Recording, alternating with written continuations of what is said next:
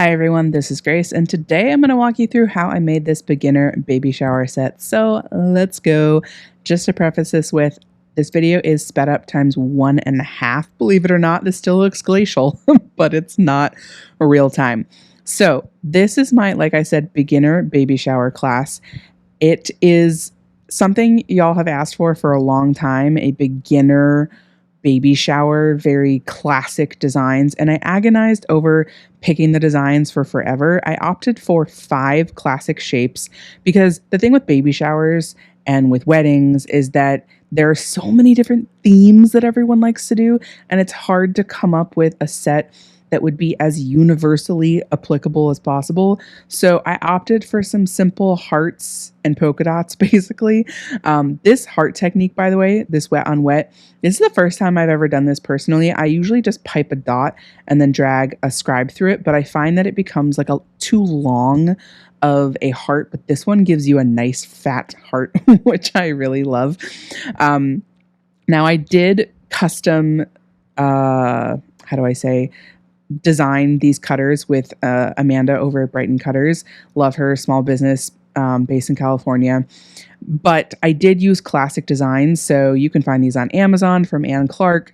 You can find these designs, these shapes pretty much anywhere. And if you don't have the exact ones, like if your onesie is shaped differently or like you don't have a scalloped bib, no problem. Speaking of this scalloped bib, okay, this has become one of my absolute favorite techniques to use in my beginner classes because I use one consistency. It's a thick flood for the entire set.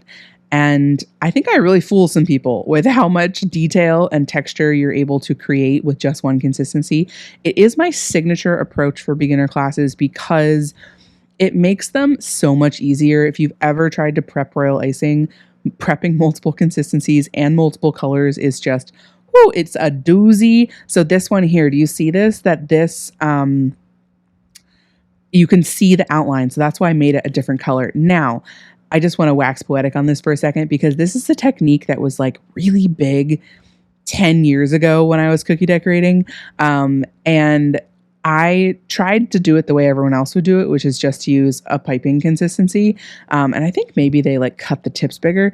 But I find using a flood consistency is actually the best way to do it because it's naturally a much thicker line and you just get so much more like bang for your buck when it comes to that design technique. The only thing to be wary of is if there are ever any air bubbles in your line as you're piping it and they pop while they dry, you're going to have holes in your outline. But that's a small price to pay. It doesn't always happen. Okay, I could talk more about that technique, but we'll move on to the next one. So this foot, I feel like this might be the most controversial shape from the set because apparently not everyone likes a foot in a baby shower set, but like to me that was one of the first things I thought of because little baby footprints, like who doesn't love that? Now the technique I'm doing right here is I'm actually poking holes with the scribe in the surface of the icing, and this is to help prevent craters. It's probably I would say it's tied for my favorite technique for preventing craters. I also like to do, when you're doing a second layer like this, you flood the second layer when the first layer has just barely crusted enough, which is usually around 30 minutes.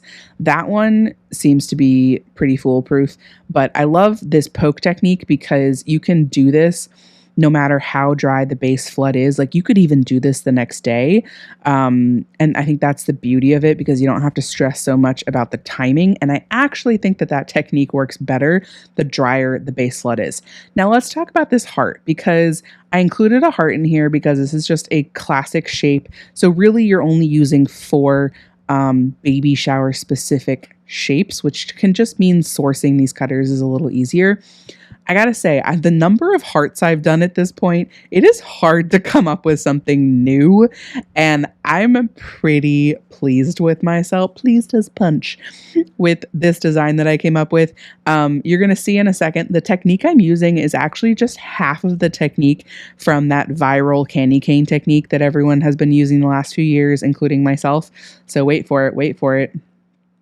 Okay, take my scribe. and I'm just dragging one side. If I was doing the candy cane technique, I'd be dragging both sides in opposite directions. Isn't this just sweet? Like, it's really simple. Speaking of simple, the colors, I wanted something gender neutral, which is why I opted for the teal and the yellow. But the workbooks have another gender neutral option and two different options for, if you want boy or girl specific. Because like I said, I wanted this set to be as universally applicable as possible. I really agonized over whether teal and yellow was the right choice. I can't remember. I feel like I had another option. Nope. I think this is a sweet set. But I encourage everyone to do any set of colors they want. The beauty of this is there are only 3 colors in the set. And white is a color, but I would only recommend swapping out the teal and the yellow. So you're just swapping out 2 colors. It's all one consistency, like chef's kiss to the heavens. I can't wait, by the way, to make a more advanced version of this. And I also have plans to make an all white version, which I think will look really cool. Okay.